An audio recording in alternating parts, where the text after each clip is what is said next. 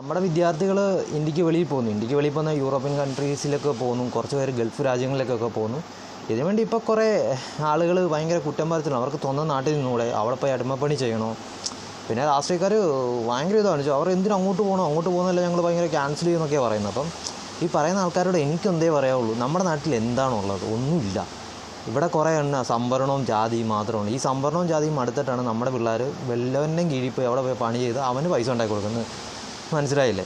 അതായത് എന്താണെന്ന് ചോദിച്ചു കഴിഞ്ഞാൽ, നമ്മുടെ ഇവിടുത്തെ രാഷ്ട്രീയം തുടങ്ങുന്ന സ്കൂൾ കാലഘട്ടത്തിൽ തുടങ്ങും. നമ്മളിപ്പം രണ്ട് കാറ്റഗറി ആൾക്കാരാണ് നമ്മുടെ ഇടയിലുള്ളത്. ഒന്ന് പൈസ ഉള്ളവനും ഒന്ന് പൈസ ഇല്ലാത്തവനും. പൈസ ഉള്ളവൻ അവൻ്റെ മക്കളെ കൊണ്ട് ഇംഗ്ലീഷ് മീഡിയത്തിൽ വരും, പൈസ ഇല്ലാത്തവൻ അവൻ്റെ മക്കളെ കൊണ്ടിട്ട് സർക്കാർ സ്കൂളിൽ കൊണ്ടുവരും.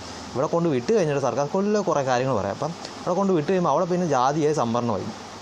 അതായത് ഒരു 100 പിള്ളേരുണ്ടെങ്കിൽ അതിലെ 25 പേർക്കും സംവരണമുണ്ട്. ആ സംവരണമുള്ള പിള്ളേർക്ക് ആദ്യം ബുക്ക്, പുസ്തകം, പൈസ, ലാപ്ടോപ്പ്, സൈക്കിള്, അങ്ങനെ കുറേ കൊടുക്കും. ഈ സംവരണമൊന്നും ഇല്ലാത്ത, അതായത് ഇടയ്ക്ക് നിൽക്കുന്ന കുറേ പേരുണ്ട്, കുറച്ച് എന്നാ പറയുക, കമ്മ്യൂണിറ്റി കുറച്ചും കൂടെ കയറിയ ആൾക്കാർ. അവർക്കൊന്നുമില്ല, അവർ മക്കൾക്കൊന്നുമില്ല. എന്ന് വെച്ചാൽ നമ്മളൊരു കാര്യം ചിന്തിക്കും, സർക്കാർ സ്കൂളിൽ കൊണ്ടുവരുന്ന പിള്ളേർ എല്ലാവരും എല്ലാ പിള്ളേരെയും പേരൻസിനൊക്കെ ഈക്വൽ സാലറി ഉള്ള ആൾക്കാരായിരിക്കും. അവരുടെ ഇടയിൽ കൊണ്ട് വേർതിരിവ് ഉണ്ടാക്കേണ്ട കാര്യമുണ്ടോ?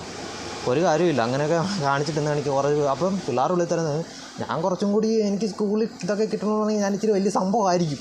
അപ്പോൾ മറ്റവൻ ചിന്തിക്കും, ഇതൊന്നും എനിക്ക് കിട്ടാതിരിക്കുന്നത് ഞാൻ സമുദായത്തിൽ ഇച്ചിരി മുതിർന്ന ആളായതുകൊണ്ടായിരിക്കും കിട്ടുന്നത്. ആ പിള്ളേരുടെ ഉള്ളിൽ 2 കാറ്റഗറി അവിടെ ഉണ്ടാകുകയാണ്. അവിടെ നിന്ന് രാഷ്ട്രീയം തുടങ്ങി 2 കാറ്റഗറി ആയിട്ട് പിള്ളേരെ തിരിച്ച് അങ്ങനെ ഇതെല്ലാം കൂടെ ഇതിൻ്റെ രണ്ടാമത്തെ പരിപാടിയാണെങ്കിൽ നമ്മൾ സ്കൂൾ കാലഘട്ടം കോളേജ് കഴിഞ്ഞിട്ട് നമ്മൾ ജോലിക്ക് വേണ്ടി PSC ഒക്കെ എഴുതാണ്ട് അങ്ങോട്ട് ചെന്ന് കഴിയുമ്പോൾ അവിടെ വീണ്ടും ഇതാണ് സംവരണം തുടങ്ങി.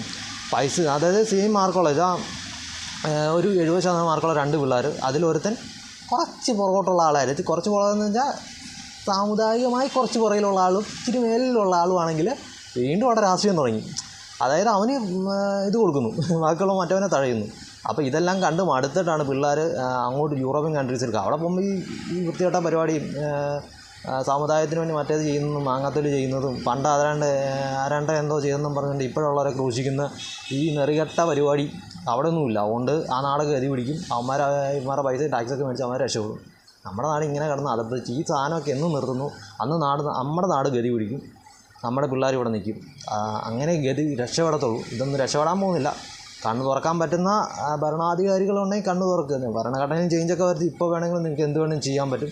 പക്ഷേ നിങ്ങൾ ചെയ്യില്ല. എന്നാന്ന് ചോദിച്ചു കഴിഞ്ഞാൽ, നിങ്ങളുടെ നിലനിൽപ്പിൻ്റെ അടിസ്ഥാനം തന്നെ സമുദായ പ്രശ്നങ്ങളും രാഷ്ട്രീയത്തിന് ഏറ്റവും മുതൽക്കൂട്ടുന്ന ജാതിയൊക്കെയാണ്. അതായത് ഒരു തോക്കുമെന്ന് ഉറപ്പുള്ളവൻ ജാതിയുടെ പവർ കൊണ്ട് ജയിക്കുന്ന ആ ഒരു കാലഘട്ടത്തിലൂടെയൊക്കെയാണല്ലോ നമ്മൾ വർഷങ്ങളായിട്ട് കടന്നു വന്നുകൊണ്ടിരിക്കുന്നത്.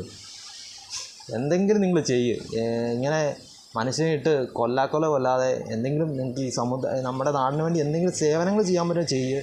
നിങ്ങളുടെ വയറും പോക്കറ്റും നിറയ്ക്കാതെ കുറച്ചെങ്കിലും ജനങ്ങൾക്ക് വേണ്ടി എന്തെങ്കിലും ചെയ്യാൻ പറ്റുമെങ്കിൽ ചെയ്ത് കാണിക്കുക. മാറി 2025 എന്തെങ്കിലും ചെയ്യുക.